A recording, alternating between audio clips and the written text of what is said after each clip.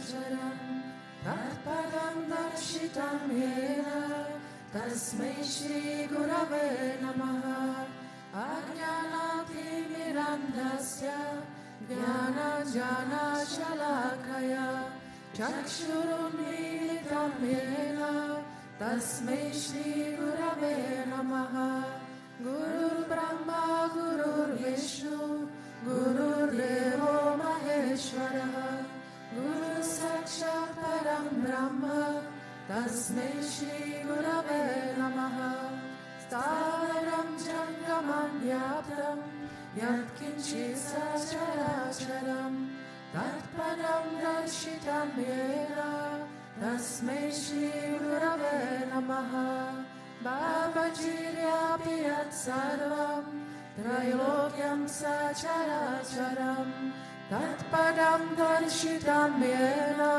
Tasmai Shri Gurave Namaha Sarvashruti Shiroratna Virajita Padam Bhujaha Vedantam Bhuja Suryoyas Tasmai Shri Gurave Namaha Chaitanya Shashvata Shanto Vyomatito Niranjanaha Bindunada Kalatita Tasmai Shri Gurave Namaha Jnana Shakti Samarudha Tattvamala Vibhushitaha Bhukti Mukti Pradata Cha Tasmai Shri Gurave Namaha Aneka Janma Samprapta Karma Bandha Vidahine Atma Jnana Pradhanena Tasmai Shri Gurave Namaha Shoshanam Bhava Sindhuscha Jnapanam Sarasampadaha Guru Padodakam Samyak Tasmai Shri Gurave Namaha Na Guru Radhikam Tattvam Na Guru Radhikam Tapaha Tattvajnanat Param Nasti Tasmai Shri Gurave Namaha Manata Shri Jagannatha Madguru Shri Jagadguru Mamatma Sarva Bhutatma Tasmai Shri Gurave Namaha Guru Radhiranadishcha Guru Paramadevatam Guru Parataram Nasti Tasmai Shri Gurave Namaha Tvameva Mata Cha Pita Tvameva Tvameva Bandhuscha Sakha Tvameva Tvameva Vidyadravinam Tvameva Tvameva Sarvam Mama Deva Deva Tvameva Sarvam Mama Deva Deva.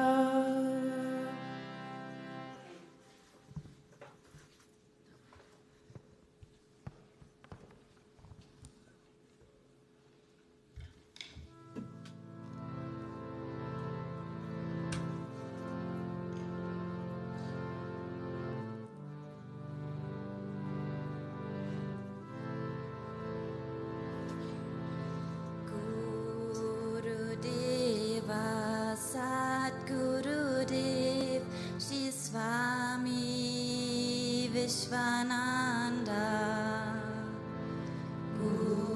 Gurudeva Satgurudev Sri Swami Vishwananda Gurudeva Satgurudev Sri Swami Vishwananda Gurudeva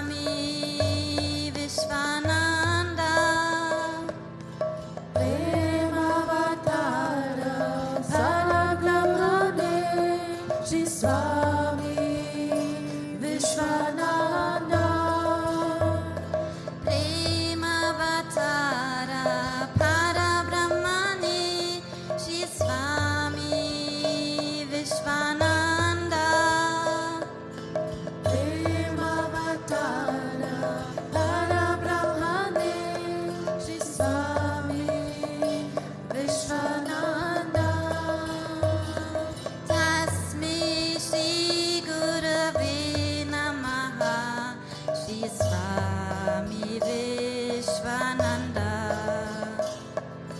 Tasmai Shri Gurave Namaha, Shri Swami Vishwananda. Tasmai Shri Gurave Namaha, Shri Swami Vishwananda. Tasmai Shri Gurave Namaha, Shri Swami Vishwananda. Gurudeva Satgurudev Shri Swami Vishwananda. Gurudeva Satgurudev Shri Swami Vishwananda. Premavatara Parabrahmane Shri Swami Vishwananda. Premavatara Parabrahmane Shri Swami Vishwananda. Tasmai Shri Gurave Namaha, Shri Swami Vishwananda. Tasmai Shri Gurave Namaha, Shri Swami Vishwananda. Gurudeva Satgurudev Shri Swami Vishwananda. Gurudeva Satgurudev Shri Swami Vishwananda. Premavatara Parabrahmane Shri Swami Vishwananda. Premavatara Parabrahmane Shri Swami Vishwananda. Tasmai Shri Gurave Namaha, Shri Swami Vishwananda. Tasmai Shri Gurave Namaha, Shri Swami Vishwananda. Gurudeva Satgurudev Shri Swami Vishwananda. Gurudeva Satgurudev Shri Swami Vishwananda. Premavatara Parabrahmane Shri Swami Vishwananda. Premavatara Parabrahmane Shri Swami Vishwananda. Tasmai Shri Gurave Namaha, Shri Swami Vishwananda. Tasmai Shri Gurave Namaha, Shri Swami Vishwananda. Gurudeva Satgurudev Shri Swami Vishwananda. Gurudeva Satgurudev Shri Swami Vishwananda. Premavatara Parabrahmane Shri Swami Vishwananda. Premavatara Parabrahmane Shri Swami Vishwananda. Tasmai Shri Gurave Namaha, Shri Swami Vishwananda. Tasmai Shri Gurave Namaha, Shri Swami Vishwananda. Gurudeva Satgurudev Shri Swami Vishwananda. Gurudeva Satgurudev Shri Swami Vishwananda. Premavatara Parabrahmane Shri Swami Vishwananda. Premavatara Parabrahmane Shri Swami Vishwananda. Tasmai Shri Gurave Namaha, Shri Swami Vishwananda. Tasmai Shri Gurave Namaha, Shri Swami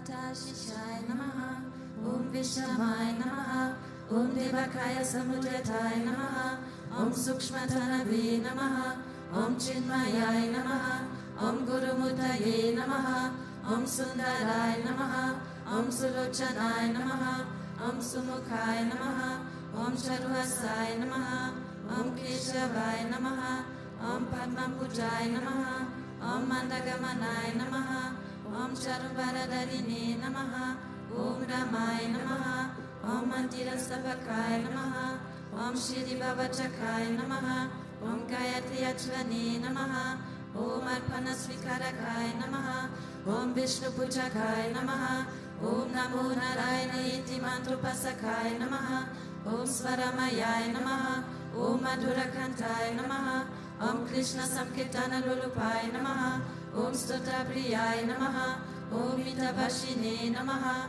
Om Bhakmine Namaha, Om Chitakala Visharadaya Namaha, Om Radadadaya Namaha, Om Sadave Namaha, Om Jagatpantaya Namaha, Om Savalokaitai Namaha, Om Bhaktapriyaya Namaha, Om Sudaya Namaha, Om Anukulaya Namaha, Om Niyaya Namaha, Om Sudarshanaya Namaha, Om Bhaktavatsalaya Namaha, Om Premamutaye Namaha, Om Shubhekshanaya Namaha, Om Pritibhadanaya Namaha, Om Swastidayakaya Namaha, Om Tarakaya Namaha, Om Anugrahaya Namaha, Om Vadanaya Namaha, Om Achitaya Namaha, Om Ataya Namaha, Om Siddhipradaya Namaha, Om Janadanaya Namaha, Om Manoharaya Namaha, Om Maharshaya Namaha, Om Siddheshwaraya Namaha, Om Bhasmabhushitaya Namaha, Om Armalingaya Namaha, Om Lingachana Prasakaya Namaha, Om Siddhi Saranaya Namaha, Om Aravaya Namaha, Om Amkarapasakaya Namaha, Om Sukshmaya Namaha, Om Vishokaya Namaha, Om Sattvikaya Namaha, Om Samadashine Namaha, Om Dakshaya Namaha, Om Achintyaya Namaha, Om Nyankaraya Namaha, Om Nimohaya Namaha, Om Avyagraya Namaha, Om Chittagrudaya Namaha, Om Vinayashilaya Namaha, Om Savashaya Namaha, Om Kushalaya Namaha, Om Kshamaya Namaha, Om Satyadharmaya Namaha, Om Nivikapaya Namaha, Om Viraktaya Namaha, Om Atindraya Namaha, Om Satyasandaya Namaha, Om Savitraya Namaha, Om Madhura Sabhavaya Namaha, Om Suranandaya Namaha, Om Nandanaya Namaha, Om Prasanatmane Namaha, Om Bhaktaniraye Namaha, Om Sakshaye Namaha, Om Samatmaye Namaha,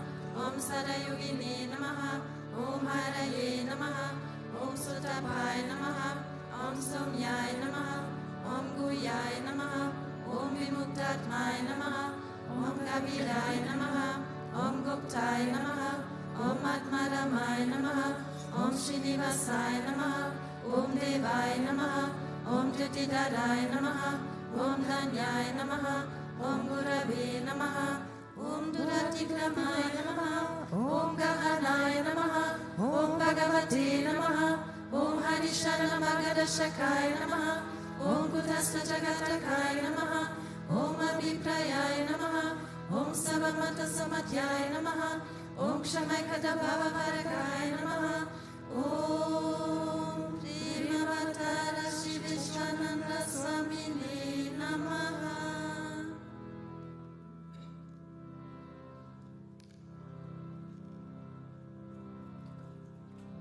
Ato Deva Avantano Yato Vishnu Vichakrame Pratibhya Sapta Dhamabhihi Idam Vishnu Vichakrame Trida Nidare Padam Samudamasya Pagunsure Trini Pada Vichakrame Vishnu Gopa Ara Avyaha Ato Dharmani Dayane Vishnu Karmani Pashyata Yato Vratani Paspase Indasya Yujasaka Tat Vishnu Paramam Paragum Sada Pashanti Suya Divi Gachakshuratatam Tat Vipraso Vipanyavo Jagrubhagum Sasamindate Vishnu Yat Paramam Param.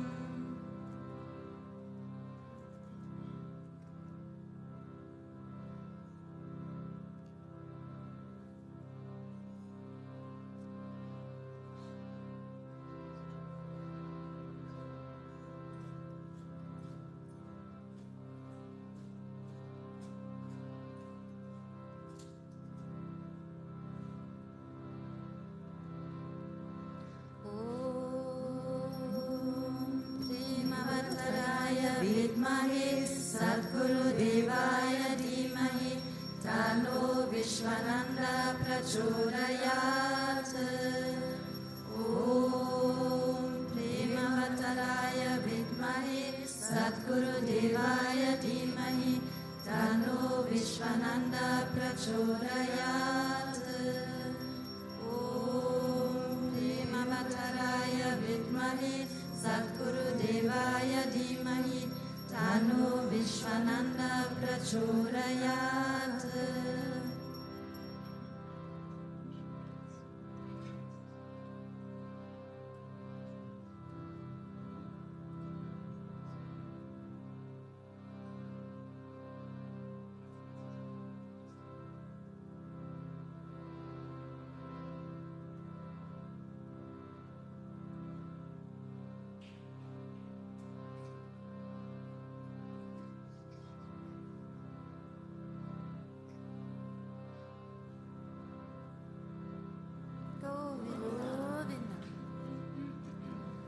Vakatunda Mahakaya Suryakoti Samaprabha Nirvignam Kuru Me Deva Sarvakayeshu Sarvada Sarvakayeshu Sarvada. Om Bhurvuvasvaha Tatsaviturvarenyam Bhargo Devasya Dhimahi Dhiyo Yo Na Prachodayat. Om Bhurvuvasvaha Tatsaviturvarenyam Bhargo Devasya Dhimahi Dhiyo Yo Na Prachodayat. Om Bhurvuvasvaha Tatsaviturvarenyam Bhargo Devasya Dhimahi Dhiyo Yo Na Prachodayat.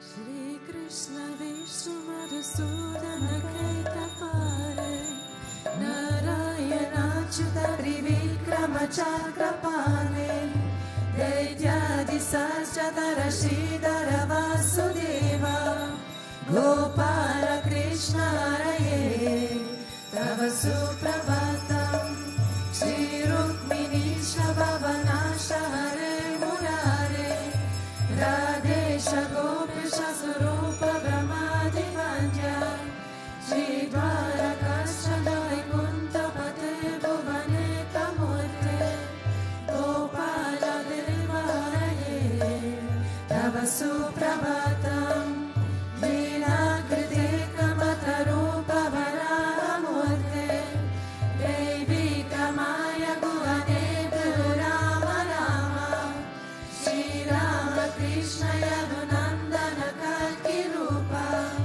Gopala Krishna Haraye Tava Suprabhatam Govinda Madhava Mukunda Paratparesha Damodaraksha-dharananda Kadari-shori Gopa Gopi Jana Sambrata Dina Bando Gopi Jana Priyalare Tava Suprabhatam Shri Ratri-shai Bhujagadi Bajai Pashai Sadbhakta Sadana-shai Namanga-shai Shri Gopabhama Pradutai Pasudari-shai Gogola Vallabha Hare Tava Suprabhatam Shri Kaishapati Sukhanarada Gautamadi Ramashi Sangamani Sangava Bharatesho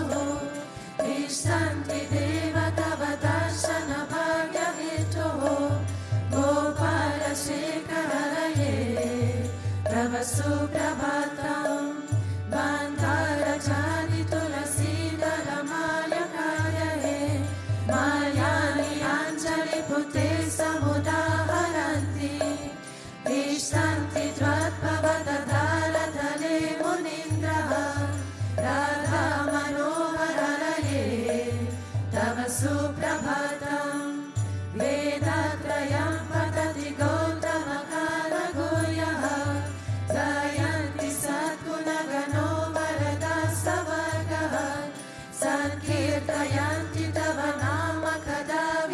सुरेशः श्रीनारदादि ऋषया तव सुप्रभातम् गोवर्धनोदरन गोपकिशोर गोपा गोपीजनामृत सुवेश भवाभिबोधा त्रैलोक्यमोहन सुमङ्गल दिव्य देहा श्रीरुक्मिणीश वरदा तव सुप्रभातम् श्रीवत्स शीन शरणागत पारिजाता भक्तादिभञ्जन कृपाकर दीनबन्धो नित्यन्त गायति जनाप्रिय दिव्यरूपा श्रीनन्द गोपतनया तव सुप्रभातम् पद्मक्ष पद्ममुख पद्मधर प्रमेया पद्मालयस्तदित पद्मनिवास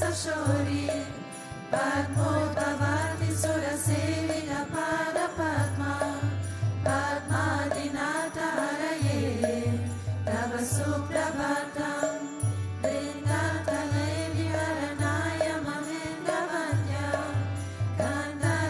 गन्धर्वदर्पहरतीय सुदेशरूपा चन्द्राननाय सिदचन्दनदीप्तदेहा गोविन्द यादव हरे तव सुप्रभातम् श्रीनन्दनन्दन यशोदकुमार धीरा मयङ्गदीनद विचोद सुपुष्पहार नीलम्बुधार सुशरीर रमा विहार गोपाल देव हरये तव सुप्रभातम् श्रीभैषिजं भवति सत्य सुगन्धि भद्रा श्रीमित्रविन्द दिवसा प्रभुपुत्रिकार्यहे तिष्ठन्ति दिव्य भवमे तव सेवनार्थम् गोपीमनाप्रिय हरे तव सुप्रभातम् श्रीकृष्ण अच्युत अनन्द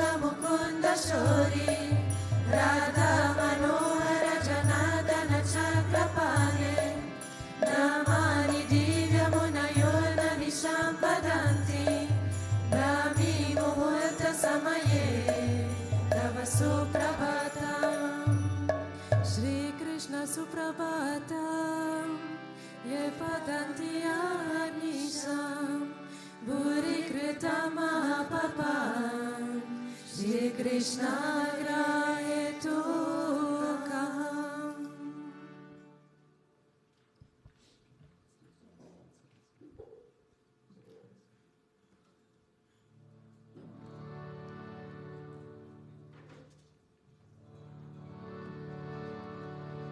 ईश्वर परम कृष्ण सच्चिदानन्द विग्रह अनादिरादिर् गोविन्द सर्वकरणकरणं गोविन्दमादिपुरुषं तमहं भजामि गोविन्दमादिपुरुषं तमहं भजामि चिन्तामणि प्रकर सद्मसुकल्पवृक्ष लक्षवृतेश सुरभिरभिपालयन्ता लक्ष्मी सहस्रशतसम्भ्रम सेव्यमाना गोविन्दमादिपुरुषं तमहं भजामि गोविन्दमादिपुरुषं तमहं भजामि वेणुं त्वनन्तमरविन्ददलायताक्षं बलवतं समसितं बुलसुन्दरङ्गं कन्दर्पकोटिकमनीय विशेषशोभा गोविन्दमादिपुरुषं तमहं भजामि गोविन्दमादिपुरुषं तमहं भजामि आलोलचन्द्रकलसर्वनमाल्यवंशी रत्नाङ्गलं प्रणयकेलिकलाविलासा श्यामं त्रिभङ्गललितं नियता प्रकाशं गोविन्दमादिपुरुषं तमहं भजामि गोविन्दमादिपुरुषं तमहं भजामि अङ्गानि यस्य सकलेन्द्रियवृत्तिमन्ति पश्यन्ति पान्ति कलयन्ति चिरं जगन्ति आनन्दचिन्मय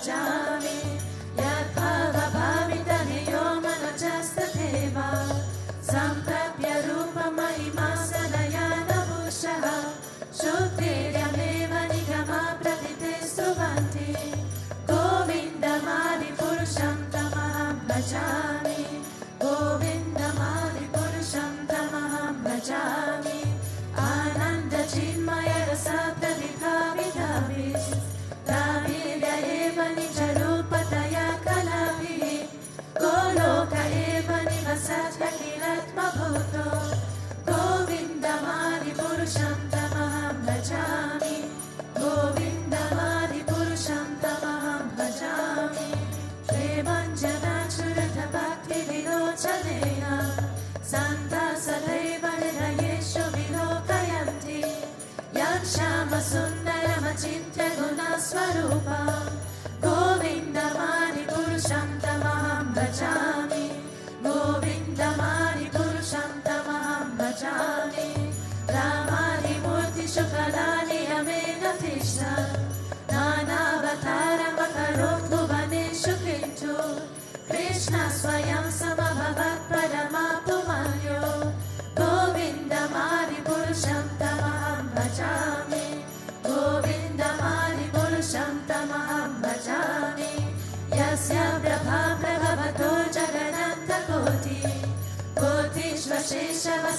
कोटिष्वशेषवसुधादिविभूतिभिः तद्ब्रह्मनिष्कलमनन्तमशेषभूतं गोविन्दमादिपुरुषं तमहं भजामि गोविन्दमादिपुरुषं तमहं भजामि माया हि यस्य जगदन्तशतानि सूते ते गुह्यतद्विषयभेदवितायमाना सत्त्वावलम्बि परसत्त्वविशुद्धसत्त्वं गोविन्दमादिपुरुषं तमहं भजामि गोविन्दमादिपुरुषं तमहं भजामि आनन्दचिन्मयरसत्त्वतया महासु या प्राणिनां प्रतिपदं स्मरतामुपेत्य लीलायितेन भुवनानि जयत्र च स गोविन्दमादिपुरुषं तमहं भजामि गोविन्दमादिपुरुषं तमहं भजामि गोलोकनानि निजधानि तले च तस्य देवी महेश हरिधामसुतेषु तेषु ते ते प्रभावनि जया विहितश्च येन गोविन्दमादिपुरुषं तमहं भजामि गोविन्दमादिपुरुषं तमहं भजामि सृष्टिस्थितिप्रलयसाधनशक्तिरेखा जयेव यस्य भुवनानि विभाति दुर्गा ईचानुरूपमपि यस्य च चेष्टते सा गोविन्दमादिपुरुषं तमहं भजामि गोविन्दमादिपुरुषं तमहं भजामि क्षीरं यथा नदिविकारविशेषयोगा सञ्जायते न हि तथा पृथगस्ति हेतुः यशाम्बुतामपि तथा समुपेतकार्या गोविन्दमादिपुरुषं तमहं भजामि गोविन्दमादिपुरुषं तमहं भजामि दीपाचिरेव निदशान्तरमाभ्युपेत्य दीपायते विवृतहेतुसमानधर्मा यस्तादृगेव च विष्णुतया विभाति गोविन्दमादिपुरुषं तमहं भजामि गोविन्दमादिपुरुषं तमहं भजामि यकारणानवजले भजति स्म योगा निरामनन्त जगदन्तसरोमकूपः आधारशक्तिमवलम्ब्य परं स्वमूर्ति गोविन्दमादिपुरुषं तमहं भजामि गोविन्दमादिपुरुषं तमहं भजामि यस्य कनिष्वसितकालमतबलं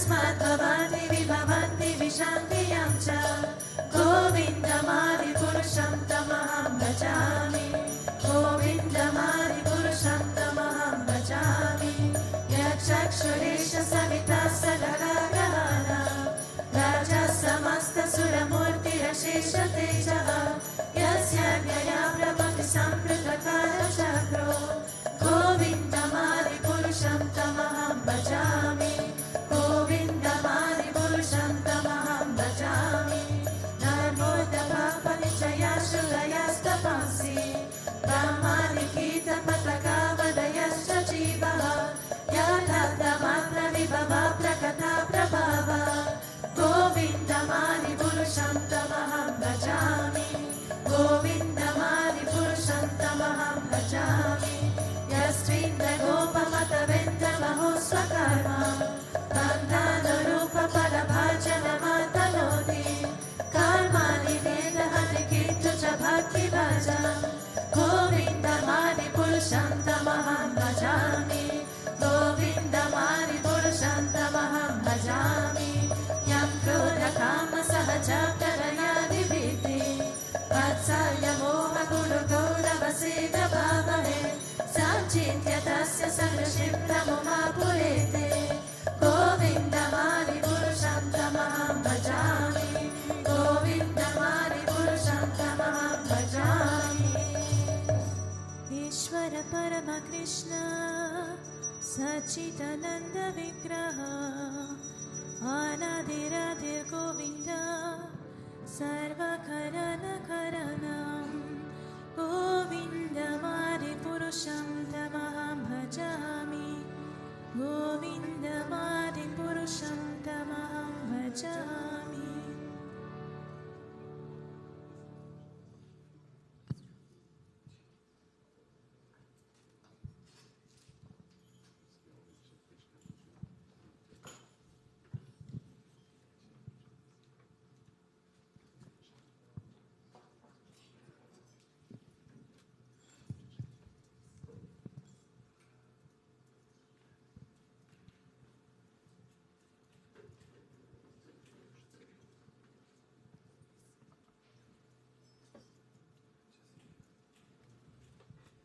Gurudev. We're going to do Vedic chanting now. We start with Purusha Suktam, continue with Vishnu Sahasranama, and end with Narayana Suktam. You can join us. You find it on the page 46 in the prayer book.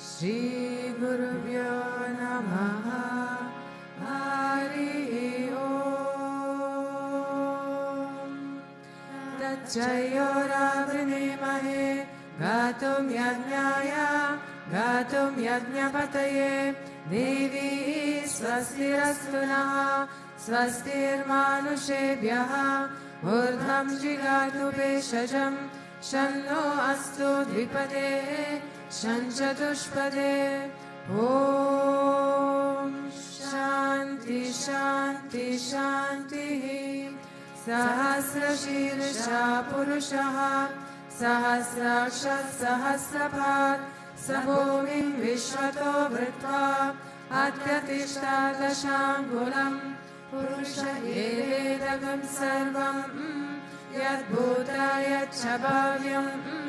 Udamritatvasyeshanaha Yadannena Tirohati Etavanasya Mahima अतो जायागश्च पुरुषः पादोऽस्य विश्वभूतानि त्रिपादास्यामृतं दिवि त्रिपादोर्वा उदेत् पुरुषः पादोऽस्यः भवात् पुनः ततो विश्वं व्यक्रामत् स शनानशने अभि तस्मात् विराजजायत विराजो अधिपुरुषः स जातो अत्यरिच्यत पश्चात् भूमिमतो पुरः यत्पुरुषेण हविषा देवा यज्ञमतन्वत वसन्तो अस्य सीराजम् ग्रीष्म इद्मः शरदविः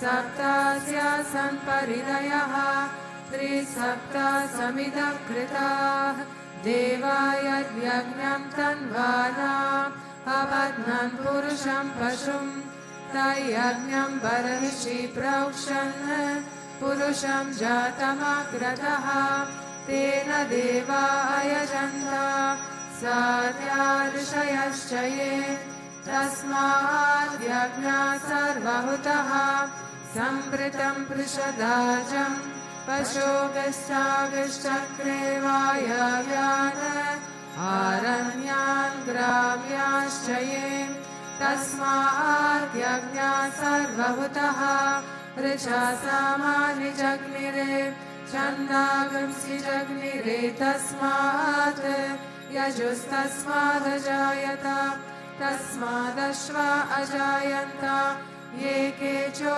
भयादतः गावो हजग्निरे तस्मात्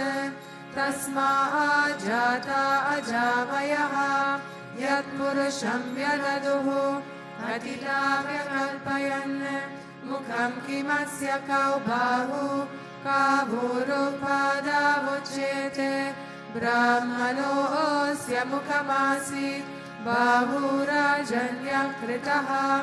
उरु तदस्य यद्वैश्यः पद्यागं शूद्रो अजायत चन्द्रमा मनसो जातः चक्षुः सूर्यो अजायत मुखादिन्द्रश्चाग्निश्च प्राणाद्वायुरजायत नाभ्या आसीदन्तरिक्षं शीर्ष्णोद्यौ समवर्तत पद्भ्यां भूमिर्दिशश्रोत्रात् तथा लोकागम् अकल्पयन् वेदाहमेतं पुरुषं महान्तम् आदित्यवर्णं तमसस्तु पारे सर्वाणि रूपाणि विचित्य धीरः नामानि कृत्वा बिवदन्यलास्ते दाता पुरस्तार्यमुदा जहार शक्र प्रविद्वान् प्रदिशश्च तस्यः तमेवं विद्वानमृत इह भवति नान्या पन्था विद्यते यज्ञेन यज्ञायजन्त देवाः तानि धर्माणि प्रथमान्यासन् ते हनाकमहिमानः सचन्ते यत्र पूर्वे साध्या सन्ति देवाः अभ्यासम्भूतपृथिव्येरसाच विश्वकर्मणा समवर्ततानि तस्यात्वष्टा विदधा रूपमेति तत्पुरुषस्य विश्वमाजानमग्रे वेदाहमेतं पुरुषं महान्तम् आदित्यवर्णं तमसः परस्तात् तमेवं विद्वानमृत इह भवति नान्या पन्था विद्यते यनाय प्रजापतिश्चरति गर्भे अन्तः अजायमानो बहुधा विजायते तस्य धीरा परिजानन्ति योनिम् मरीचीनां पदमीशन्ति वेदसः यो देवेभ्यः तपति यो देवानां पुरोहितः पूर्वो यो देवेभ्यो जातः नमो रुचाय ब्राह्मये रुचं ब्राह्मं जनयन्तः देवा अग्रे तदब्रुवन् यस्त्वेवं ब्राह्मणो विद्यात् तस्य देवा संवशे ह्रीष्यते लक्ष्मीश्च पत्न्योः अहोरात्रे पार्श्वे नक्षत्राणि रूपम् अश्विनो व्यातम् इष्टं मनिषाना अहुं मनिषाना सर्वं मनिषाना तच्चयोरावृणीमहे गातुं यज्ञाय गातुं यज्ञपतये देवी स्वस्तिरस्तु नः स्वस्तिर्मानुषेभ्यः ऊर्ध्वं जिगातु भेषजं शन्नो अस्तु द्विपदे शञ्चतुष्पदे ॐ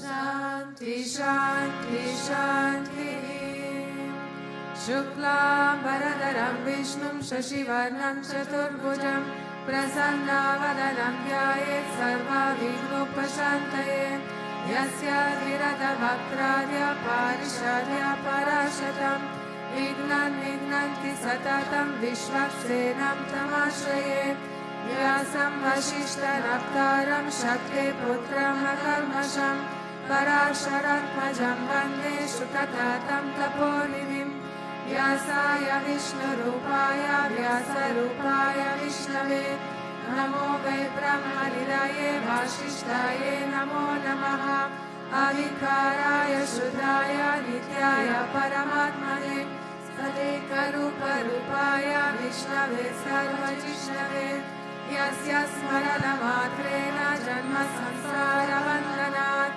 विमुच्यते नमस्तस्यै विष्णवे प्रभविष्णवे ॐ नमो विष्णवे प्रभविष्णवे श्रीवैशम्पायन उवाच श्रुत्वा धर्मानशेषेण भावनानि च सर्वशः युधिष्ठिराशन्तनां पुनरेवाव्यभाषिता श्रीयुधिष्ठिर उवाच किमेकं देवतं लोके किं वाप्येकं परायणं सुबन्धकं कमर्चान्तः प्राप्नुयुर्मानवः शुभम् वो धर्मः सर्वधर्माणां भवतः परमो मतः किं च पानुचते जन्म जन्म संसारबन्धनम् श्रीभीष्मोवाच जगत्प्रभुं देवदेवम् अनन्तं पुरुषोत्तमं सुवर्णाम सहस्रेण पुरुषः सततोत्थितः तमेव चार्चयन् नित्यं भक्त्या पुरुषमव्ययम् ध्यायन् सुवर्णमस्यं च यजमानस्तमेव च अनादिनिधनं विष्णुं सर्वलोकामहेश्वरं लोकाध्यक्षं स्तुवन्नित्यं सर्वदुःखातिहो भवेत् ब्रह्मण्यं सर्वधर्माख्यं लोकनं कीर्तिवर्धनं लोकनाथं महद्भूतं सर्वभूतावोद्भवम् एष मे सर्वधर्माणां धर्मोऽधिकतमो मतः यद्भक्त्या पुण्डरीकाक्षं स्तवेरर्चेत् सदा परमं यो महत्तेज परमं यो महत्प्रभः परमं यो महद्ब्रह्म परमव्यापरायणं पवित्राणां पवित्राण्यो मङ्गलानां च मङ्गलम् देवतं देवतानां च भूतानां यो व्ययपिता यदा सर्वाणि भूतानि भवन्त्यादि युगागमे यस्मिन् च प्रलयं यान्ति पुनरेवायुरक्षये तस्य लोकप्रधानस्य जगन्नाथस्य भूपते विष्णुर्नाम सहस्रमे शृणु पापभयावहम् यानि नामानि गौणानि विख्यातानि महात्मनः ऋषिभिः परिगीतानि तानि वक्ष्यामि मूर्तये ऋषिर्नाम्नां सहस्रस्य वेदव्यासो महामुनिः छन्दोनुष्टुप्ततारेवो भगवान् देवकीसुतः अमृतं शुभवो बीजं शक्तिर्देवाकिनन्दनः त्रिस्सामहृदयं तस्य शान्त्यर्थे विनियुज्यते विष्णुं जिष्णुं महाविष्णुं प्रभाविष्णुं महेश्वरम् अनेकरूपदेत्यन्तं नमामि पुरुषोत्तमम् अस्य श्रीविष्णुर्दिव्यसहस्रनाम स्तोत्रमहामन्त्रस्य श्रीवेदव्यासो भगवान् ऋषिः अनुष्टुप् छन्दः श्रीमहाविष्णु परमात्मा श्रीमन्नारायणो देवता Amritam Shudbhavo Bhanuriti Bijam Devaki Nandana Shrashtiti Shaktihi Udbhava Kshobhanu Deva iti Paramo Mantraha Shankha Brindandaki Chakriti Kilakam Shankadam Vagadadara Ityastram Ratanga Panirakshobhya iti Netram Trisama Samanga Sametika Vacham Anandam Parabrahmeti Yonihi Ritu Sudarshana Kala iti Nikbandaha Shri Vishwarupa iti Dhyanam Shri Mannarayana Kenkarya Rupam Hrityate Jape Viniyogaha Dhyanam Shri Rodan Vatrareshe Shuchimani Vilasat Sekate Muktikanam Mala Klapta Sanastas Patikamani Niver Muktiker Manditangaha Shubhre Rabre Radabre Rupari Virachiter Mukta Piyosha Vashe Anandina Punyadarina Nagada Shankapanir Mukundaha Upado Yasya Namir Vyada Suranila Chandra Suryo Chanetre Karnavasha Shirodyo Mukamapi Dahano Yasya Vasteyamabdihi Antastam Yasya Vishram Suranarakago Bhogi Gandharvadeti Chitram Ram Ramyaketam Tribhuvana Vapusham Vishnu Visham Namami Om Namo Bhagavate Vasudevaya Shatakaram Bhujagashayanam Padmanabham Suresham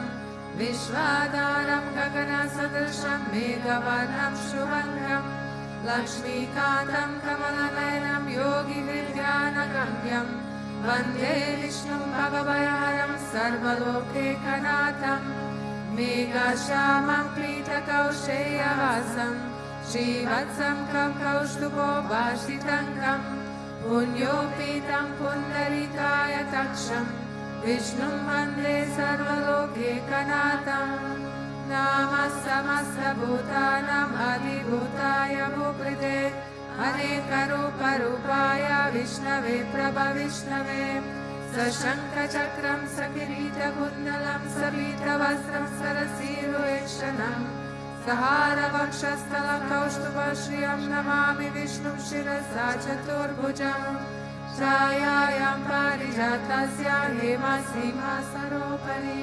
Asinamam Budashyamam Hayatakshamalankritam Chandrananam Chaturbahum Shivat Sankita Vakshasam Rukmini Satyabhamabhyam Sahitam Krishnamashraye Hari Om Vishvam Vishnur Vashatkaro Bhuta Bhavya Bhavat Prabhu Bhuta Bhritbhavo Bhutatma Bhuta Bhavanaha Bhutatma Paramatma Cha Muktanam Paramagatihi Avyaya Purushasha Shri Kshetrajnokshara Evacha Yoga Yoga Vidagneta Pradana Purusheshvaraha Narasimha Vapushri Mankeshava Purushottamaha Sarvashava Shivastanur Bhuta Dirnitiravyyaha Sambhago Bhavano Bharta Prabhava Prabhurishvaraha Swayam Bhushambhuraditya Pushkaraksho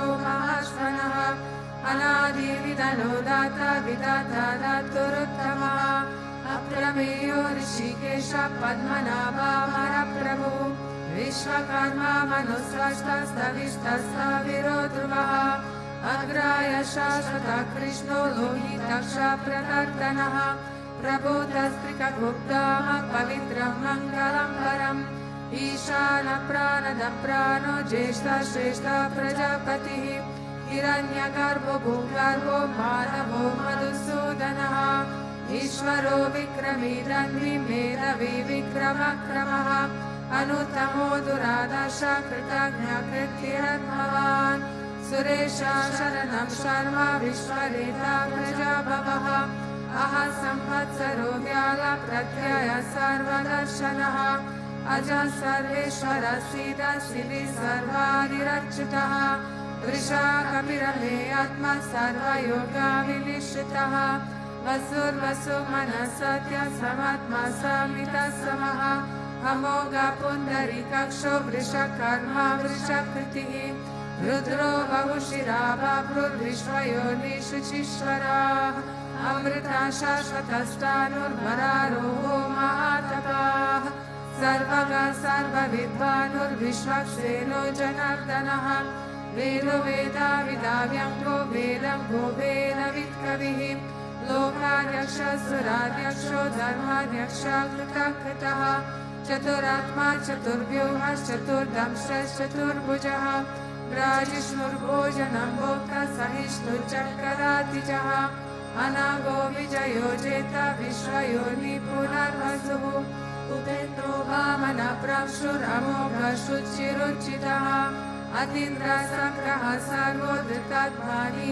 amo yamaha Vedo veda sada yogi viraha madavo madhuhu Atindriyo mahamayo mahotsaho mahabalaha Mahabodhir mahaviryo mahashaktir mahadyutihi Anidresha vapushiman ameyatma mahadridike Maheshvaso mahibhata shilivasa satangatihi Aniruddha suranando govindo govindam patihi Marichita manohamsa suparno puja gotamaha Hiranyanava sutapa padmanava prajapatihi Amritu sarvadik simha sandata sandibam stiraha Ajo durmashana shashta vishrutatma surariha Gurur gurutamo dama satya satya parakramaha Nimisho nimishasragvi vachaspati rudaradi Agranigrama nishimanyayo neta samiranaha Sahasramurda vishvatma sahasraksha sahasrapat Avatano nivrittatma samvrta sampramartanaha Ahasamvartano vanir anivodharanidaraha Suprasada prasanatma vishvadrik vishvabhuk vibhuh Satkarta satkrita sadhu janur narayano naraha Asankyo prameyatma vishishta shishta gritshishih Siddhartha siddha sankapa siddhida siddhi sadhanaha Vrishahi vrishavo vishnu vrisha parva vrishodharaha Vardhano vardhamanasya vivikta shruti sagaraha Subhudro durdaro agni mahendro vasudo vasuhu Nekarupo prinarupa shipi vishta prakashanaha Ojas tejo vidhidara prakashatma pratatmanaha Vridaspashtaksharo mantras chandram shurvashkaratyutihi Amritam shudvabhoganu shasha bindu sureshwaraha Oshadam jagadasetu satya dharma parakramaha Bhutavavya bhavannata pavana pavano nalaha Kamaha kama kritkata kama kama prada prabhu Yugadindratvyugavato nekamayo mahashanaha Adrishyo vyakta rupasha sahasra chittanantachite Ishto vishishta shishteshta shikandina usho vrishaha Krodaha kroda krikarta vishvabahur mahidaraha Achita pratita prana prana dova savanujaha Apaminiradishtanam apramata pratishtitaha Skanda skanda daro duryo varado vayu vahanaha Vasudevo brihatmanur adi deva purandaraha Ashokaskara nastara shura shuri janeshwaraha Anukula shatavarta padmi padmani vikshanaha Padmanavo ravindaksha padma garbha sharira vrite Mahanirito vrittatma mahashrogarudatvajaha Atula sharapo bhima samayogyo samirharihi Sarva lakshana lakshanyo lakshmi vansami tinchayoha Viksharo rohito margo hetu damodarasaha Mahidaro mahavago veravanamitashanaha Udbhavaksho vanodeva shikarva parameshwaraha Karanakarta vikarta kahano guhaha Vyavasayo vyavastana samstana stana dodruvaha Paradir paramaspashta tushta pushta shuvekshanaha रामो विराजो मारो नेयो नयो नयः वीरशक्तिमतं श्रेष्ठो धर्मो धर्माविदुत्तमः वैकुण्ठं पुरुषः प्राणद प्रणमक्रतुः हिरण्यगर्भशत्रुघ्नो व्याप्तो वायुरदोक्षजः ऋतुसुदर्शनकाल परमेष्टि परिग्रहः उग्रसंवत्सरो दक्षो विश्रामो विश्वदक्षिणः विस्तारस्तावरस्तानुप्रमाणं बीजमव्ययम् अर्थो नर्थो महाकोशो महाभोगो महाधनः अनिर्विनास्तविष्टो भूर्धर्मयूपो महामखः नक्षत्रनेमि नक्षत्रिक्षामक्षामः समीहनः यज्ञईशो महेशश्च क्रतुस्तत्रं सतं गतिः सर्वदर्शी विमुक्तत्मा सर्वज्ञो ज्ञानमुत्तमः सुव्रतः सुमुखः सूक्ष्मः सुघोषः सुखदः सुगते मनोहरो जितक्रोधो वीरबाहुर्विदारणः स्वापनः स्ववत्सो व्यापी नैकात्मनेककर्मकृते वत्सरो वत्सलो वत्सि रत्नगर्भो धनेश्वरः धर्मभुग्धर्मकृद्धर्मि सदक्षरामसक्षरम् अविज्ञाता सहस्रशुर्विधाता कृत्रलक्षणः गभस्तिदेवि सत्त्वस्तः सिंहो भूता महेश्वरः आदिदेवो महादेवो देवेशो देवमृत्कुरुः उत्तरो गोपतिर्गुप्तज्ञानगम्याभूरत्नः शरीरभूतभृद्गुप्तः कपीन्द्रो भूरि दक्षिणः सोमभो मृतपः सोमः पुरुजित्पुरुषोत्तमः विनायुजाय सत्यसन्धो दाशरः सात्वतं पतिः जीवो विनयिता साक्षी मुकुन्दो मित्रविक्रमः अनन्तात्मा महोदधिशयन्त्रकः अजो महार्मस्वाभाव्यो जितामृता प्रमोदनः आनन्दो नन्दनो नन्द सत्यधर्मा त्रिविक्रमः महर्षि कपिलाचार्य कृतघ्नो हेलिलिपतिः त्रिपदस्त्रिदशाध्यक्षो महाशृङ्गाकृते महावराहो गोविन्द सुषेणकालकङ्कदी गुह्यो कपिरो गाहानो भूतशक्रगदाधरः वेदस्वङ्गोजितः कृष्णो धृतः शङ्खशरोच्युतः वरुणो वारुणो वृक्ष पुष्कारक्षो महामनाः भगवा भगदानन्दी वनमाली मलायुधः आदित्यो ज्योतिरादित्य सहिष्णुर्गतिसत्तमः सुगन्धकन्दपरशुर्दारुणो द्रविणप्रदः दिवस्पृक् सर्वदृग्व्यासो वाचस्पतिरयो निजः त्रिस्सामसामगस्साम निर्माणं भेषजं विशते संन्यासकृच्छमशन्तो निष्ठा शन्तिपरायणम् शुभाङ्गशन्ति दशरष्टकुमुदकुवलेशयः गोहितो गोपतिर्गोप्ता वृषावक्षो वृषप्रियः अधिपति निवृत्तात्मा संक्षिप्तक्षेमकृच्छिवः श्रीवत्सवक्ष श्रीवत्स श्रीपति श्रीमतम्बरः श्रीरश्रीशाशिनिवास श्रीनिधि श्रीविभावनः श्रीधर श्रीकर श्रेय श्रीमगोप्तात्रयश्रयः सक्षस्मङ्गश्रितानन्दो नन्दी ज्योतिर्गणेश्वरः विजितात्मा विजयात्मा सत्कीर्तिश्चिन्न संशयः उदीर्णः सर्वतः चक्षुरधीशाश्वतस्थिरः भूषयो भूषणो भूतिर्विशोकशोकनाशनः अर्चितः कुम्भो विशुदात्मा विशोधनः अनिरुद्धो प्रधीरतः प्रद्युम्नो मित्रविक्रमः कालनेमि निहावीरः शूरीशो राजनेश्वरः त्रिलोकात्मा त्रिलोकेश केशवाकेशिहा हरिः कामदेव कामपाल कामिकाकृतक्रमः अन्यदेशावभूतेष्ववीरो नन्तो धनञ्जयः ब्रह्मण्यो ब्रह्मकृद्ब्रह्म ब्रह्म ब्रह्मा विवर्तनः ब्रह्मविद्ब्राह्मणो ब्रह्मी ब्रह्मज्ञो ब्राह्मणप्रियः महाक्रमो महाकर्म महातेजा महोरगः महाक्रतुर्महायज्वा महायज्ञो महाहविः सव्यस्तव प्रियस्तोत्रं श्रुतिस्तोतारणप्रियः पूर्णपूरयिता पुण्यकीर्तिरनामयः मनोजवस्तीर्थकरो वासुरेता वसुप्रदः वसुप्रदो वासुदेवो वसुर्वसुमनाहविः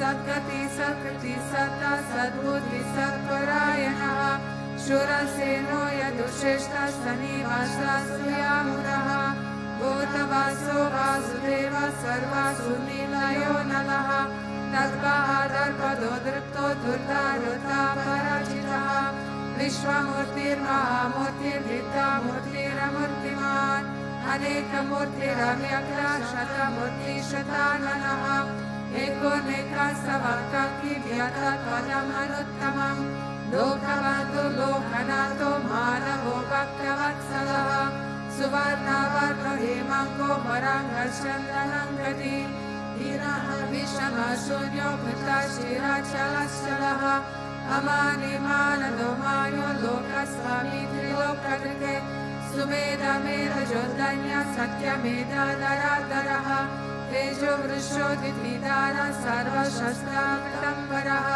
प्रग्रहो निग्रहो व्याघ्रो नेकाशृङ्गो गदाग्रजः चतुर्मूर्तिश्चतुर्बाहुश्चतुर्व्यूहश्चतुर्गतिः चतुरात्मा चतुर्भावः चतुर्वेदाभिरेकपात् समाभक्तो निवृत्तत्मा दुर्जयो दुरन्तिक्रमः दुर्लभो दुर्गमो दुर्गो दुरावासो दुरारिः शुभङ्गो लोकशारङ्गः सुतन्तुस्तन्तुवर्धनः इन्द्रकर्मा महाकर्मा कृतकर्मा कृतक्रमः उद्भवः सुन्दरः सुन्दो रत्ननाभः सुलोचनः अर्घोवाचर्षणः शृङ्गी जयन्तः सर्वविजयी सुवर्णबिन्दुरक्षोभ्य सर्वभागीश्वरेश्वरः महाह्रदो महागर्तो महाभूतो महानिधिः कुमुदकुन्दरकुन्द पचन्यपावनो निलः अमृतशोभिता बहु सर्वगः सर्वतोमुखः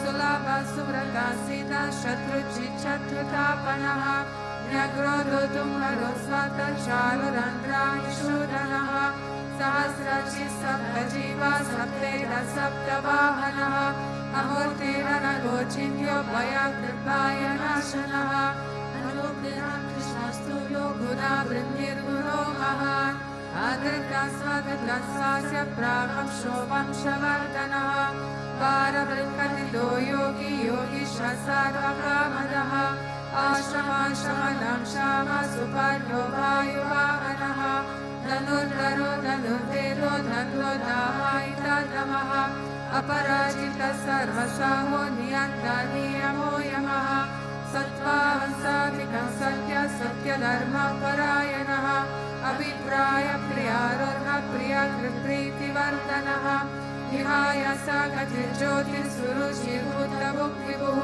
रविर्विरोचनः सूर्यः सवितारा विलोचनः अनन्तभूतभुक्पोक्तः सुखदोल्लेखदोग्रजः अनिर्विना सदामर्षि लोकाधिष्ठानमद्भुतः सनातनताम कपिलकपिलव्ययः स्वस्ति नः स्वस्ति कृत्स्वस्ति स्वस्ति स्वस्ति दक्षिणः अरुद्रकुण्डलिचक्री विक्रमविचित्रशासनः शब्दाधिकः शब्दसाहः शिशिरः सर्वरिक्करः अक्रूरपेशलो दक्षो दक्षिणक्षमिरम्बरः विद्वितामो वितापाय पुण्यश्रवणकीर्तनः उद्धारणो दुष्कृतिका पुण्यो दुःस्वप्ननाशनः वीरः रक्षणः सन्तो जीवनः पर्यवस्थितः अनन्तरूपनन्तः श्रीजिता मयूर्भयपः चतुराश्रो कपिरत्ना विदिशो व्यादिशो दिशः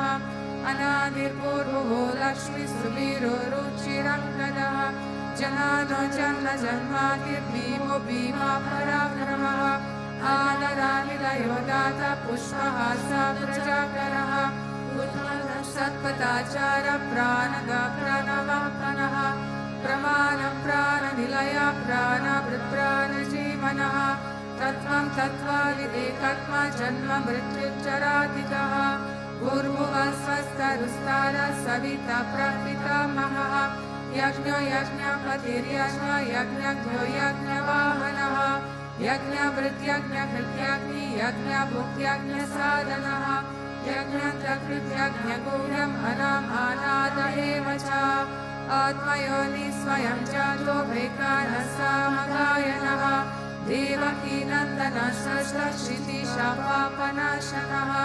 शङ्खवृन्नन्दकीचक्रीशान्वदल्वागदाधरः रथङ्गपाणिरक्षोभ्य सर्वप्रहारणायुधः श्री सर्वप्रहारणायुधः ॐ नमः इति वनमाली गदी शङ्खी शङ्खी चक्री च नन्दकी श्रीमन्नारायणो विष्णु वासुदेवो विरक्षतु वनमाली गदी शङ्खी शङ्खी चक्री च नन्दकी श्रीमन्नारायणो विष्णु वासुदेवो विरक्षतु वनमाली गदी शङ्खी शङ्खी चक्री च नन्दकी श्रीमन्नारायणो विष्णु वासुदेवो विरक्षतु श्री विष्णुवाच इति तं कीर्तनीयस्य केशवस्य महात्मनः नाम सहस्रं दिव्यानम् अशेषेण प्रकीर्तितम् य इदं शृणुयां नित्यं यस्यापि परिकीर्तयेत्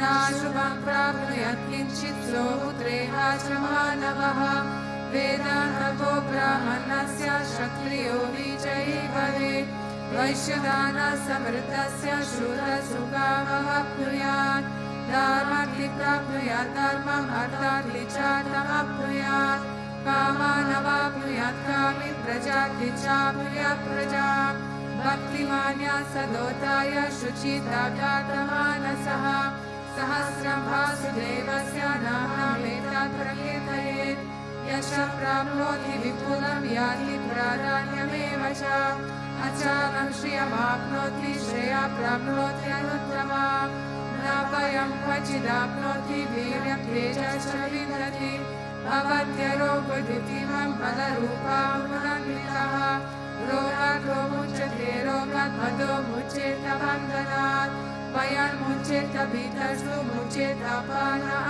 परः रुद्रनतितरत्यसु पुरुषोत्तमम् शुभं नमः सहस्रेण नित्यं भक्तिसमन्वितः वासुदेवश्रयो मध्यो वासुदेवपरायणः सर्वपापविस्मृतात्मा याति ब्रह्म सनातनम् न वासुदेव भक्तानाम् अशुभं विद्यते क्वचित् जन्म मृत्युजराव्याधि भयं देवोपजायते इमं स्तवम् अधीयानः श्रद्धा भक्तिसमन्वितः युजेतात्मा सुखक्षन्ति श्रीधृतिस्मृतिकीर्तिभिः न क्रोधो न च मात्सर्यं न लोभो नाशुभामतिः भवन्ति कृतपुण्यानां भक्तानां पुरुषोत्तमे व्यासचन्द्रनक्षत्रं दिशो पूर्वगोदरिः वासुदेवस्य वीरेण विदृतानि महात्मनः सशूरशूरगन्धर्वं सयक्षुरागरक्षसं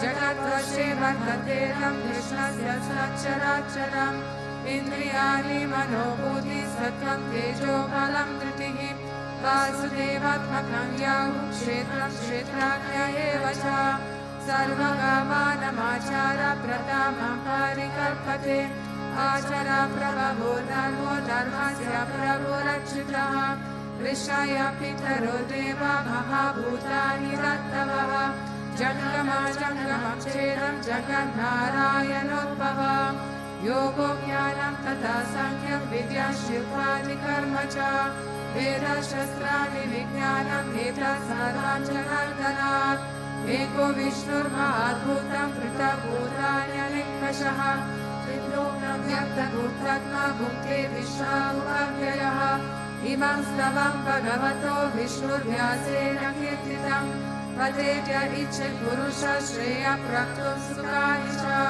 विश्वेश्वरम् अजं देवं जगतः प्रभुमव्ययम् भजन्ति ते पुष्परक्षं न ते यन्ति पराभवम् न ते यन्ति पराभवम् ॐ नमः इति अर्जुन उवाच पद्मपत्र विशालक्ष पद्मनाभसुरोत्तमा भक्तानामनुरक्तानां त्रातभवाचरतना श्रीभगवानुवाच यो मम नाम सहस्रेण स्तोतुमिच्छाति बन्धवा सोऽहमेकेन श्लोकेन स्तुत एव न संशयः स्तुत एव न संशय ॐ नमः इति व्यास उवाच वासानां वासुदेवस्य वासितं भुवनत्रयम् सर्वभूतानि वासोऽसि वासुदेवा नमोऽस्तुते श्रीवासुदेव नमोऽस्तुते ॐ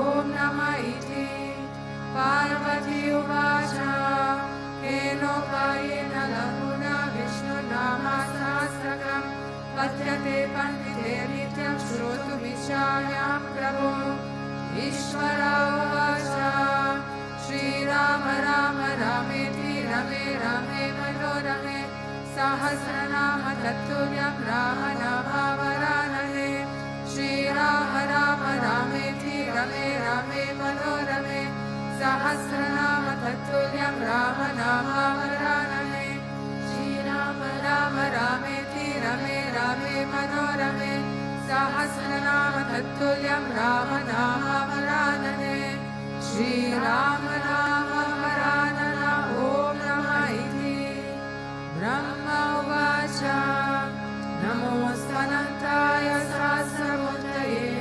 सहस्रपादशिशिरोरुभावे सहस्रनाम्ने पुरुषाय शश्वते सहस्रकोटियुगधारिणे नमः सहस्रकोटियुगधारिण ॐ नमः इति सञ्जय उवाच यत्र योगेश्वर कृष्ण यत्र पार्थो धनुर्धरः तत्र श्रीर्विजयो भूतिर्ध्रुवा नीतिर्मतिर्मम श्रीभगवानुवाच अनन्या चिन्तयन्तो मां ये जनाः पर्युपासते तेषां विद्यावियुक्तानां योगक्षेमं वहाम्यहं परित्राणाय साधूनां विनाशाय च दुष्कृतं धर्म संस्थापनार्थाय सम्भवामि युगे युगे आर्तानिशनाशिथिलस्य विद्यां घोरेषु च व्याधिषु वर्तमानाः संकीर्त्य नारायण शब्दमात्रं विमुक्तदुःखा सुखिनो भवन्तु कायेन वाचा मनसेन्द्रियैर्वा बुद्ध्यात्मना वा प्रकृते स्वभावात् करोमि यद्यत् सकलं परस्मै नारायणायेति समर्पयामि इति श्रीविष्णुसहस्रनामस्तोत्रं सम्पूर्णम् आतो देवा अवन्तु नो यातो विष्णुर्विचक्रमे पृथिव्य सप्तधामपि इदं विष्णुर्विचक्रमे त्रेतानि तते पदम् समूढमस्य भागं सुरे त्रीणि पदा विचक्रमे विष्णुरूपा अथाभ्यः अतो धर्माणि धारायण विष्णुकर्माणि पश्यत यतो वृतानि पस्पशे इन्द्रस्य ऋजस्सखाः तद्विष्णोः परमं पदकं सदा पश्यन्ति सूर्यः दिवेव चक्षुरा ततं तद्विप्रसो विपन्यवो जागृवागुंस समिन्दते विष्णोर्यत् परमं पदम् ॐ शान्ति शान्ति शान्तिः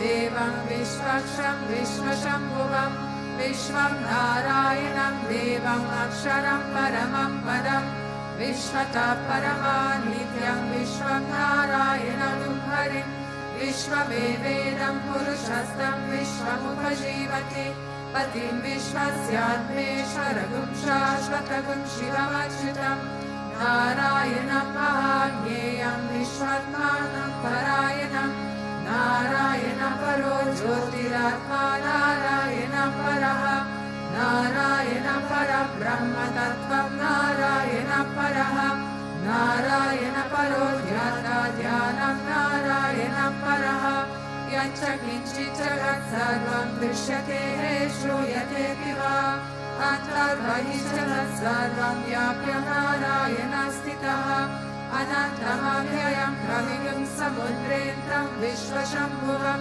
पद्मकोशाप्रतीकाशकं हृदयं चाप्यधोमुखम् अतो निष्ठावित्रास्यान्ते नाव्यामुपरि तिष्ठति ज्वालमालाकुलं भाति विश्वस्यायतनं महते सन्ततगुंशिलाभिष्टुलं भक्त्या कोशसानिभं तस्यान्ते सुशिरगं सूक्ष्मं तस्मिन् सर्वं प्रतिष्ठितं तस्य मध्ये महानग्निर्विश्वचिर्विश्वतो मुखः सोग्रभुक्तिभजन्तिष्ठन्नाहारमजरं कलिः वीर्यगुर्ममदशायि रश्मयस्तस्य सन्तता सन्तापयति स्वं देहमापादतलमस्तकः तस्य मध्ये वर्णिशिखा अनीयो ऊर्ध्वा व्यवस्थितः नीलतो यतमध्यस्तद्विद्युल्लेखे भवास्वरा निहारशुकः तन्विभीतः सत्यनुपमा तस्याः शिखाय मध्ये परमात्मा व्यवस्थितः स ब्रह्म स शिव स हरिसेन्द्रसोऽक्षरः परमस्वरात् ऋतगुं सत्यं परं ब्रह्म पुरुषं कृष्णपिङ्गलम् ऊर्ध्वरेतं विरूपाक्षं विश्वरूपाय वै नमो नमः नारायणाय विद्महे वासुदेवाय धीमहि तन्नो विष्णु प्रचोदयात् ॐ शान्ति शान्ति शान्तिः श्रीगुरुभ्यो नमः हरिः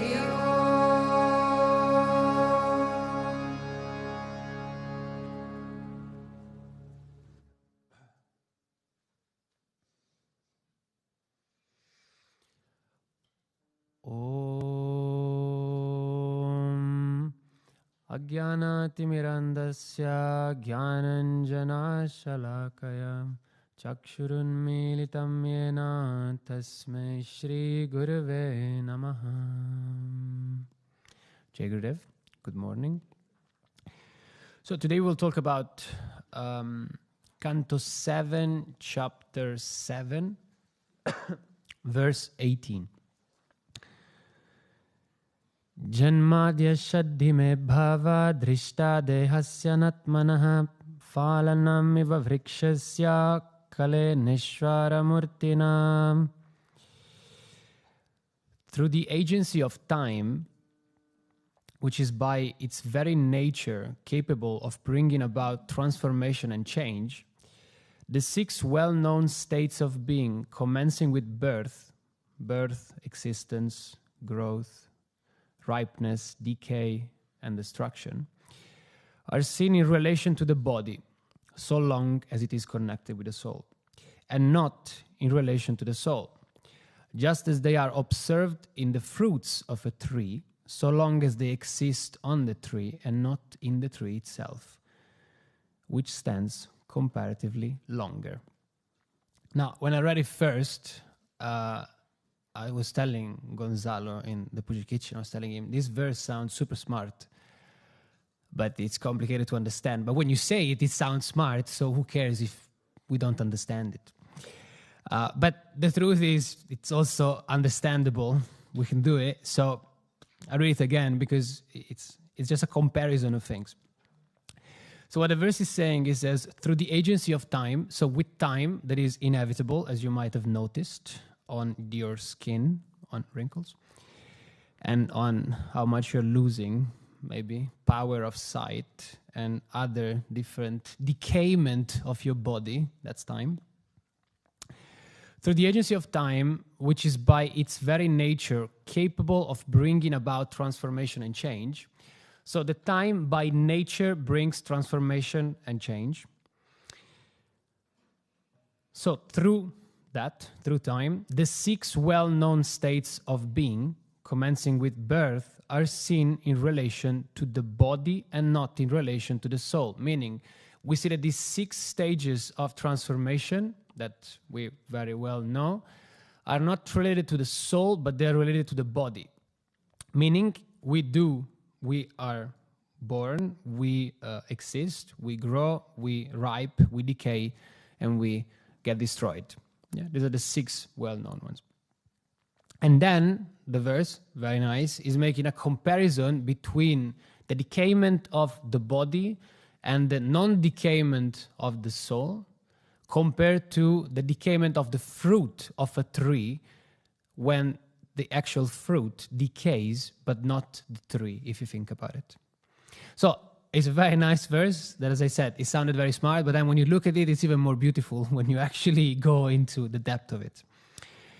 Now, the reason why I want to talk about this is because some days ago, there was a young girl from Italy, and I was helping her studying science. And she is 9 years old? 3 years old? No, sorry. So anyway, she's young, very young, and she's going to elementary school. And so she had 1 page to study. Well, actually, to study, I thought they were going to make questions to her, but she just actually had to read it. So we're reading this, and I try to give her some of the tools that I learned in my life to remember things. So we go up with a story, and the page was about what is the characteristic of living beings. And so there were 3 paragraphs. The first paragraph was very easy and was saying, before we studied like stones and inanimated beings, and now we're studying animated beings. And it's talking about plants and animals and humans. So how do I explain this to her? I was like, oh, she's in primary school. Let's bring up some philosophy from the ancient Greeks, and let's explain to her the physics of Aristotle. And she's there listening, and I tell her, there was a guy in Greece, Aristotle was there, and he classified the soul in 3 different ways. And he spoke about the vegetative soul, an animal soul, and then you have the rational soul. So I told her, think it a matryoshka, like the Russian doll, and you think that inside of there is this vegetative soul, and then you have the bigger one with the animal one, and then you have the rational one. And she was understanding, and we were going through, so it was really nice. So that was the first paragraph. We speak about inanimated beings and animated beings, and we find out that plants and animals and humans have this. And what do plants, animals, and humans have in common? They all go through these stages of change. Yeah. So then there was a second paragraph, and he says, biologists and scientists, they studied all these living beings, and they found out between 10 to 14 million living beings. It's a lot. But of these 10 to 14 million, we actually know only 2. Yeah. So that was also nice, because we had to learn fractions and comparisons between things. Of 14 things, of 10 things, only 2. And she started to understand, or at least I and I hope to think that she did understand, how much we don't know, but how much we have 10 to 14 million species that go through this life cycle. And life cycle was the third paragraph. Because the characteristic of all living beings is the life cycle, that are these stages of change, of transformation that this verse speaks about. So if you go to her, the next time she comes, I will point her to you, and you can go to her and ask her in English, what is the characteristics of living beings? And she will tell you the life cycle. They are born, they grow, they reproduce, and they die. Yeah, she's going to tell you that. And then she's also going to tell you that different species have different life cycles, and different beings have different life cycles. Like some of us are going to live longer than others, but it's still the life cycle. It's just going to be a different one. And whilst I'm going through all of this with her, and daily I ask her, what is the characteristic of living beings? And she tells me the life cycle. And then she explains it to me, and I keep seeing this wheel, because it is just this wheel of samsara, this system of being born and then live and then die. And I just think, my God, it's so boring at one point, this thing. But there is something that does not decay. That is the soul, as the verse is saying. But we get so much entangled and focused into the part of the body that we think we are the one decaying. And we get stuck into change. And most of the time, because we are used to thinking negative terms, we think a change in a negative way. So when we look at change, because of the comfort zone of where we are and what we're used to and what we like or we think we like, we don't want to change. But change is inevitable, like time. So if the nature of time is to bring change and we are stuck by time, there is no way to avoid change. That's just how it goes. So what's the trick? Change works in this world. And something that we learned by the Bhagavad Gita already in chapter 3 is that the world is bound by action. We all act. And when we act, we always have a sankalpa behind. And the sankalpa is the intention. Whatever you're doing as an intention, whatever you do in life, from the beginning when you wake up to the end when you go to sleep, you have an intention of why you're doing that. The action that you do has a meaning and has an intention behind it that brings you to that specific goal that you set up.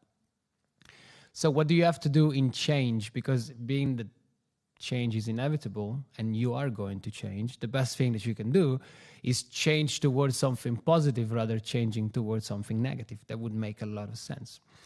And then, yesterday evening, I don't know if you were here, but Swami Kesha was giving an amazing satsang on the spiritual path and the Guru, and how much, at one point, he spoke about how much the Guru is gonna force the change. Yeah? Paraphrasing, but that's what he was saying. The Guru is gonna come and he's just gonna push that change. He's gonna make that change for you. He's gonna speed up somehow nature. If you look at nature itself, there is a specific change like time. Yeah, like time is going to change. Full moon is going to happen. Ekadashi is going to happen on the 11th day. You're going to have these specific moments, seasons, like nature works like this. And this is the cycle and where nature works. And the Guru puts himself or herself into the system and just pushes the change. But another beautiful thing that Swami Kesha was saying yesterday is that you have to want it. It will facilitate the change, but if you don't want to change, it's not going to happen. But when we put it in the context of what we're saying today, if change is inevitable, you change anyway. But in which way? That's the question. Towards where are you going? Because if change is inevitable, like time, and we're all going to change, and the Guru comes to facilitate the change, you can change towards good or you can change towards less good. He will give all the hints. Prayers are going to help. Prayers of other people for us are going to help because they're going to enhance the power that we will have in that moment, that we're going to hold to do the right choice and to change towards the right direction. But something that is clear, that is unavoidable, is change. And we get stuck so much into this body, into the fruit of that tree, that we think that we are that fruit of the tree that is going to rot because he started to exist and he was born and he grew up and going on. But that's not what we actually are. And we get stuck into that little system and environment where this fruit is, and we forget that we are that tree that cannot be changed. Because the soul cannot change. The soul is everlasting. But it's out of this material existence. It's out of this plane. It's out of this system. But we get so much stuck into that little body that when we think of the changes and we see the Guruji is facilitating our change towards a specific direction, we think, oh my God, I don't want to go there. I really don't want to go there. This is too scary. I don't like it. That's not who I am. And then you make up all these different arguments where actually you know nothing about you. Because if you take time with yourself, you go in your room and you write down what you actually know, you're going to find out that you're pretty confused about your life. There are things that you were sure about years ago that are not the things that you're sure right now. There are things you were certain about years ago that you're not certain about anymore today. There are people that you loved and you thought they were the reason of your existence and your life years ago, and now you don't even have their number anymore. There's so many things that change because that's the nature of this material existence, and we get so entangled into that change that we lose sight of what is actually important, the actual root of that tree, not the fruit that is falling down, or the many multiple fruits that we become in many lifetimes. We are much more than that, but we get stuck into that fruit, and then we believe to be that fruit, and into that belief system we suffer a lot. We suffer, we go through all these problems, and we forget that there is something that is much more important. And the Guru is there to facilitate that change. He is there to facilitate us into becoming that tree, the soul, not the body. We're all going to grow old. We're all going to die. The Guru is not coming here to make you an islander. You're not going to be here forever, and then somebody has to kill you, cutting your head. It's not going to work like this. We're all going to die. Saints leave their body. Gurus leave their body. Everybody's going to leave their body. We all leave our body, but we get so stuck into that body and that mind and that mindset that we get lost into it. But the verse is saying change is inevitable, like time is inevitable. And you go through these different changes. Be careful not to get stuck thinking to be the fruit when you actually are the tree. And this is so important when we look at the situations in our life and we see the Guruji is bringing us towards somewhere. We should remember this moment and think, it's just the body. It's just the mind. It's just a mindset. I changed it so many times. I didn't have a beard when I was 10 years old. And now I have it. I had longer hair here when I was younger, and now I don't have them anymore. They're not going to come back even. I'm going to die without this. They will never, ever come back to me. I broke my teeth when I was very young, both in front. They're not going to come back. They're not going to grow again. They're gone. That's it. But we get so much stuck into that body, and then we think, oh my God, I really need this body. But do we actually need this body? Do we need this mind? Not really. And this past Navaratri was so, so beautiful. And I can't tell you specifically why it was so beautiful, but there was the combination of everything. Like, she was so alive. She was so, so alive. If you were here, or if you watched it online, or if you prayed with yourself, I'm sure she was very alive with you also. There was something.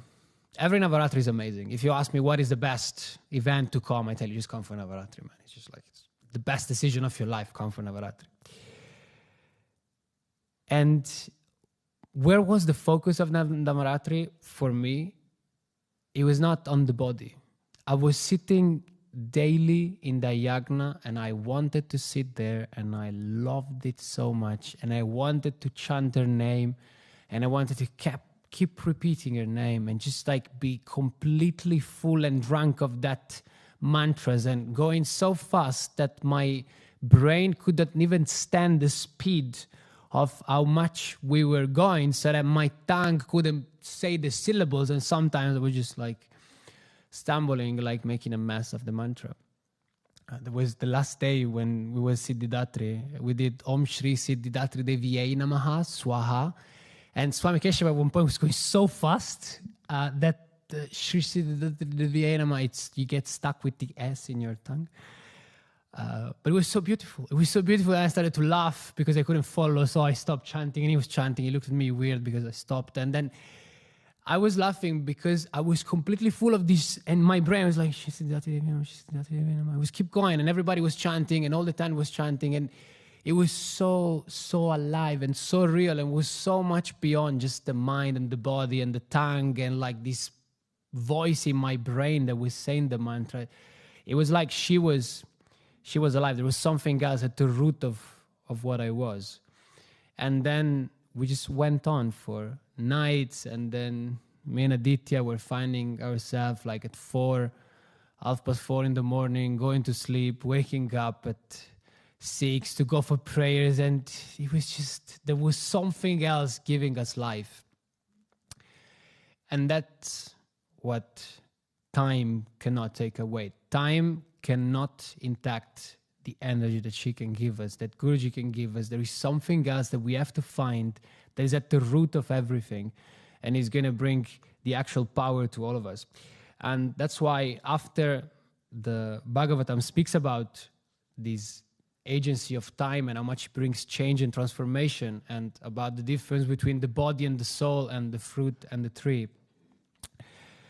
the verse after, so verse 18 says, the spirit or the soul is eternal, free from decay, taintless, one without a second, the knowing subject, the ground of everything, changeless, self-seeing, self-effulgent, the cause, all-pervading, unattached, and having no attachment of Maya. So, one is the body, the fruit, the other one is the tree, the soul. One is decaying, the other one is not.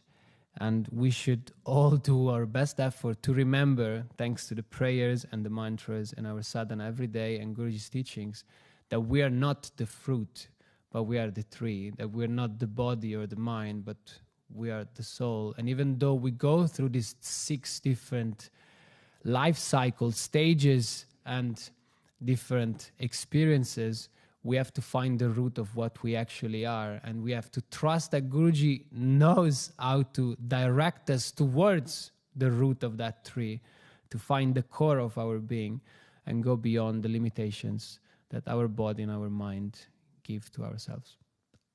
Jai Gurudev.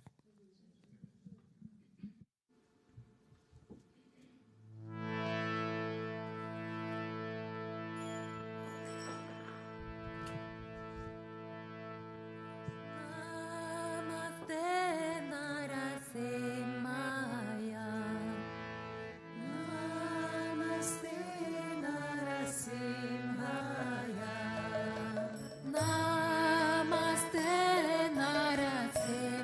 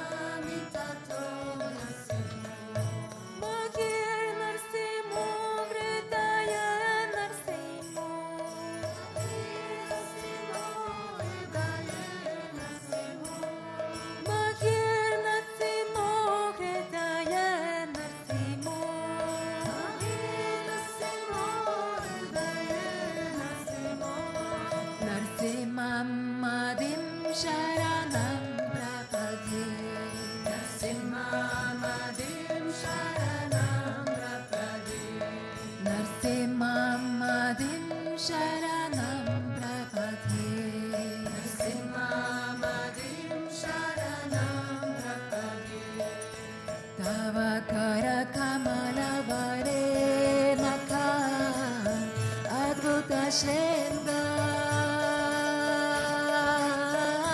Dalita Hiranyakashipu Danu Brinda Keshavadrita Narahari Rupa Keshavadrita Narahari Rupa Jaya Jagadisha Hare Jaya Jagadisha Hare Jaya Jagadisha Hare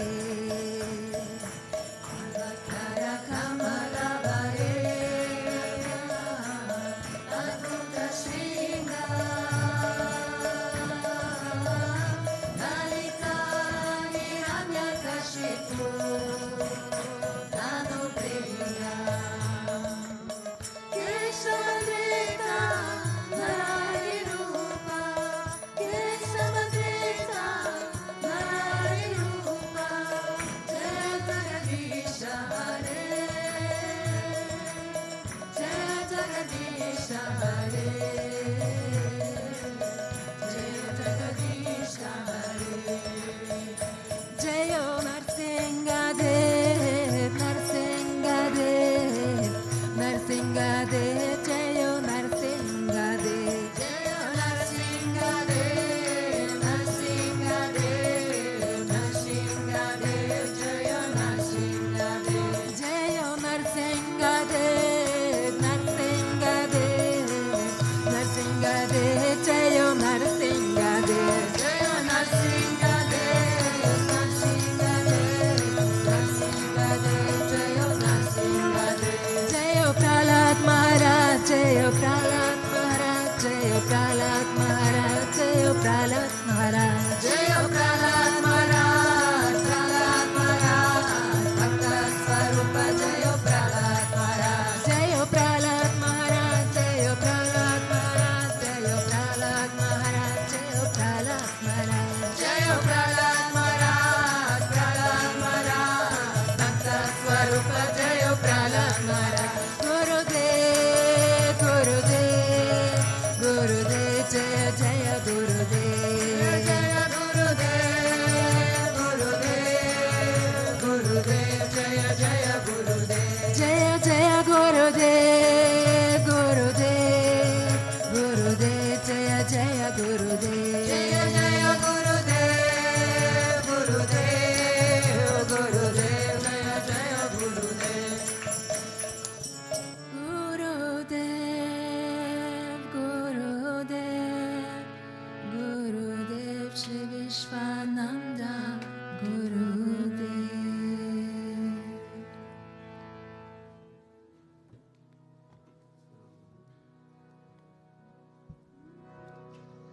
Ramanuja Ramanuja Mangala Mangala Me Yatiraja Ramanuja Mangala Mangala Me Ramanuja Ramanuja Mangala Mangala Me Yatiraja Ramanuja Mangala Mangala Me Yatindraya Karunakaraya Mangala Mangala Me Yatindraya Karunakaraya Mangala Mangala Me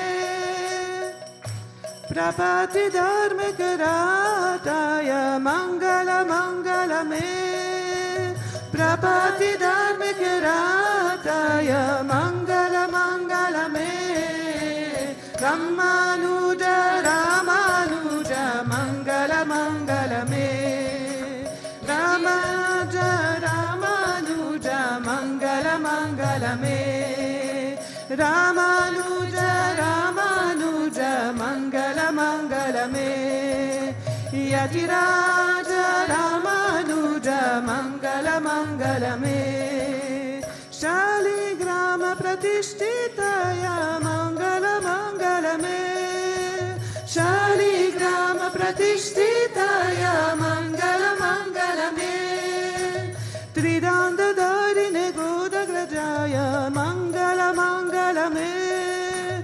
गिरिराङ्गधारिणे गोदग्रजाय मङ्गल मङ्गल मे रामानुज रामानुज मङ्गल मङ्गल मे यतिराज रामानुज मङ्गल मङ्गल मे रामानुज रामानुज मङ्गल मङ्गल मे यतिराज रामानुज मङ्गल मङ्गल मे रङ्गेश कैङ्कर्यरताय मङ्गल मङ्गल मे रङ्गेश कैङ्कर्यरताय मङ्गल मङ्गल मे मननताय धरिनेदराय मङ्गल मङ्गल मे मननताय धरिनेदराय मङ्गल मङ्गल मे रामानुज रामानुज मङ्गल मङ्गल मे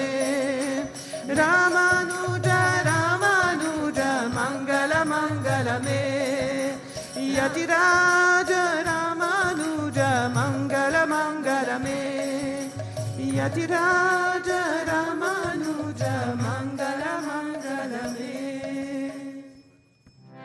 ॐ जय जगदीश हरे स्वामी जय जगदीश हरे भक्त जनों के संकट दास जनों के संकट शरण दूर करे ॐ जय जगदीश हरे जो जावे फल पावे दुख विनाशे मन का स्वामी दुख विनाशे मन का सुख संपत्ति करावे सुख संपत्ति करावे कष्ट मिटे तन का ॐ जय जगदीश हरे माता पिता तुम मेरे शरण गहूँ मैं किसकी स्वामी शरण गहूँ मैं किसकी तुम बिना और न दूजा तुम बिना और न दूजा आशा करूँ मैं किसकी ॐ जय जगदीश हरे तुम पूर्ण परमात्मा तुम अंतरयामी स्वामी तुम अंतरयामी पार ब्रह्म परमेश्वर पार ब्रह्म परमेश्वर तुम सबके स्वामी ॐ जय जगदीश हरे तुम करुणा के सागर तुम पालन करता स्वामी तुम पालन करता मैं सेवक तुम स्वामी मैं सेवक तुम स्वामी कृपा करो बरता ॐ जय जगदीश हरे तुम हो एक गोचर सबके प्राणपति स्वामी सबके प्राणपति किस विधि मिलूं दयामय किस विधि मिलूं कृपामय तुमको मैं कुमति ॐ जय जगदीश हरे दीन बंधु दुख हरता तुम्हारा शक मेरे स्वामी तुम्हारा शक मेरे करुणा बधाओ करुणा बधाओ शरण पदा तेरे ॐ जय जगदीश हरे विषय विकार मिटाओ पापा रो देवा स्वामी पापा रो देवा सदा भक्ति बधाओ